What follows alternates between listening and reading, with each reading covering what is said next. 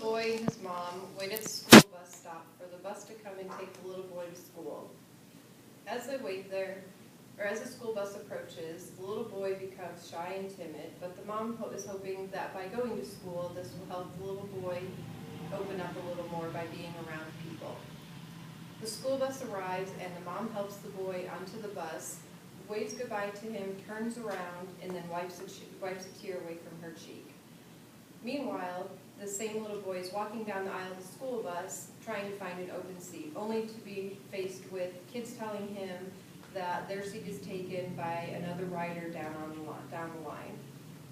He gets almost halfway down the bus and a foot comes out from underneath one of the seats and hits him in the shin. His backpack flies in one direction and he falls to his knees. Quickly, he gets up, grabs his backpack, and makes his way to the back of the bus.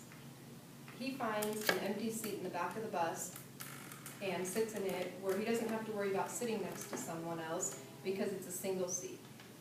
As the journey to school comes to a close, the little boy can't help but to wonder why he doesn't have many friends at school and why he doesn't have a best friend to swing with at recess time, why he is constantly trying to find excuses to not participate in PE class, and why his teacher does not use assigned seating in the classroom.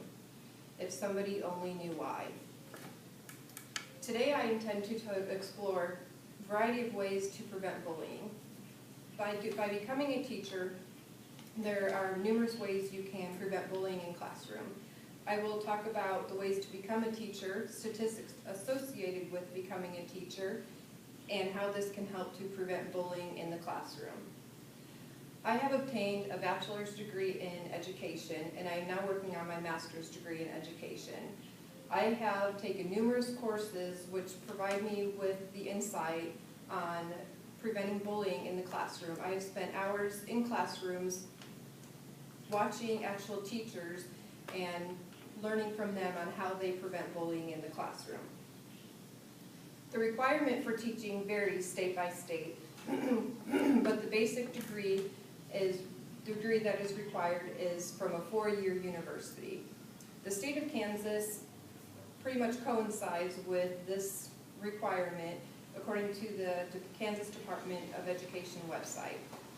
The first 2 years of the schooling will be your basic social studies, science, math, and English courses, followed by the next 2 years of more concentrated field work and actual education courses.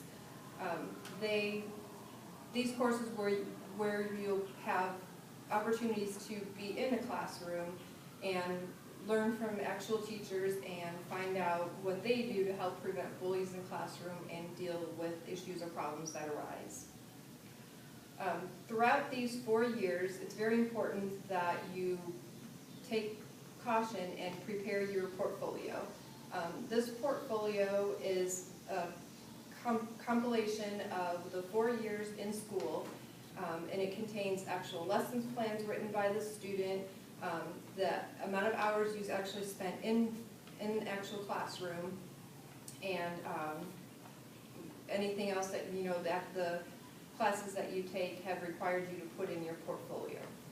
Upon graduation, this portfolio will be submitted to the university, which is one of their main requirements for graduation. And it is very important to keep track of this portfolio because you can actually use it when applying for jobs in an actual school.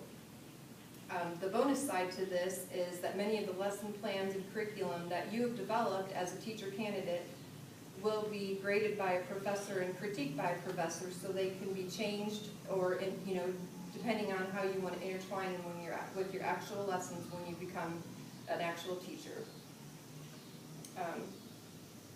Teachers are trained to actually use many things in their classroom, many tools, one of them being different ways to prevent bullies. By modeling the appropriate behavior that God has set for us in the Bible, we can present a positive Christ-centered attitude towards others and show students how they need to act and not what they, show students how they need to act versus how they do not need to act. God talks about bullying in the Bible. In the 10 Commandments, our second commandment that God gives us is love your neighbor as yourselves. In Mark 12, verses 31, he talks about these 10 commandments, where at the very end, he says, and I quote, "There are no other rules above these." Now, there are going to be rules everywhere you go in life, but what God is saying is do not put these other rules above his 10 commandments that he provides for us. We should use these 10 commandments to model our lives around and present others in these ways so we can show people how God wants us to present ourselves. If we can show the same love and respect that we have for ourselves to other people, we are actually showing what God wants us to show to others and treat them how God wants us to treat others. Michael Linson actually wrote an article about why teachers should model the appropriate behavior versus just talking about it. He says, showing students what you expect is infinitely more powerful, more meaningful, and more memorable than voice instruction will ever be by a long shot. He is telling us that we need to portray a positive image to our students because most likely our students are going to act how we act versus act what we say. It's easier for them to model themselves after how we act than it is to go by, just words alone. We need to be living proof of what the Bible tells us and portray ourselves in a positive aspect to other teachers, parents, co-workers, students, or anybody else that we can come in contact with in the school district or surrounding communities. Now, as much as we hate to admit it, bullying does exist in schools. Research suggests that 7% or more of students are bullies in a school, and as many as 10 to 20% may be chronic victims of bullying.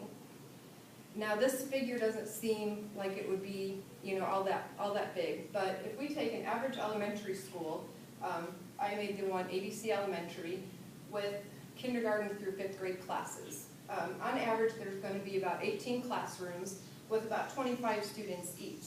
Now, if we take that 7% figure of 7% bullies in a school and we multiply it out, that comes up to 36 bullies in this one school.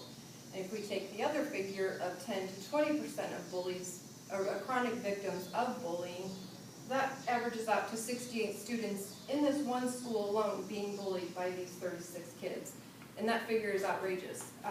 It's easier to dismiss at a 7% or a 10% level, but it's not so easy to dismiss when you find out that 36 kids are bullying 30 or 68 students on a daily basis. Today I've spoken to you guys about a variety of things. I've spoken about how to become an effective teacher, how to model the appropriate behavior to your students, what you need to do to become a teacher, and how important this is to God and how he portrays it in the Bible to us. Imagine if you just took some of these things that I talked about and portrayed them to your classroom when you become an actual teacher. Just imagine this little boy that I talked about at the beginning of the story. He might have a best friend that he can swing with at lunchtime, or he might have a best friend that he can play basketball with in PE class, or he might even have a teacher that uses assigned seating and puts his best friend right next to him.